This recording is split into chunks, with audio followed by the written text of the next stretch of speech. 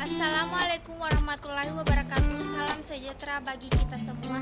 Saya Reski Amelia Ahmadi, Prodi Perbankan Syariah. Saya akan memaparkan materi tentang perangkat keras jaringan komputer. Hardware komputer atau perangkat keras komputer merupakan benda yang secara fisik dapat dipegang, dipindahkan, dan dilihat.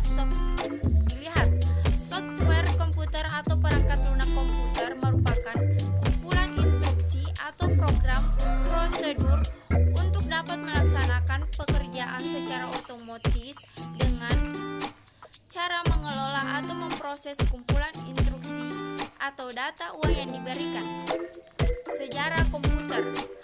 Generasi pertama, tabung hampa udara atau vacuum tube merupakan ciri dari komputer generasi pertama dengan salah satu bahan bakunya terbuat dari kaca, sehingga mudah pecah dan mudah menyerap atau menyalurkan panas. Generasi kedua, penemuan bahan baku lain berupa transistor yang terdiri dari basic, kolektor, dan emulator merupakan kernel komputer generasi kedua ini. Generasi ketiga, komputer generasi ketiga ini merupakan lanjutan riset dari generasi kedua dengan hasil riset bahwa transistor dapat didapatkan integrated atau IC. Generasi keempat, riset kemudian dilanjutkan lagi pada generasi ini ditandai dengan munculnya LSIA, Large Scale Integration, yang merupakan pemadatan ribuan IC ke dalam sebuah chip.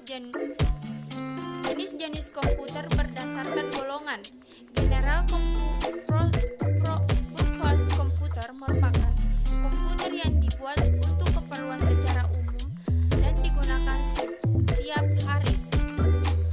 Special Purpose Computer merupakan komputer yang digunakan untuk menangani satu jenis masalah khusus berdasarkan kapasitas. Komputer mikro atau personal komputer, komputer mini, komputer mainframe, komputer super.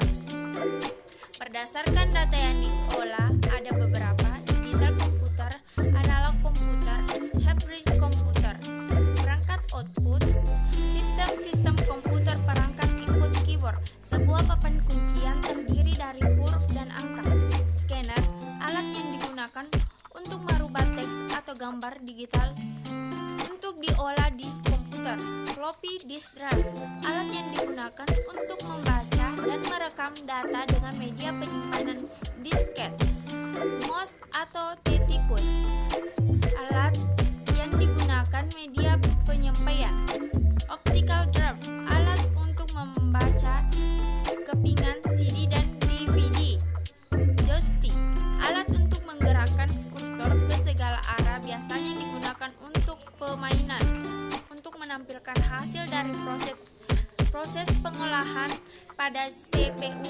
Contohnya, alat output seperti monitor, perangkat penyimpanan. Alat yang digunakan untuk menyimpan data hasil dari suatu pengolahan agar dapat kembali dibuka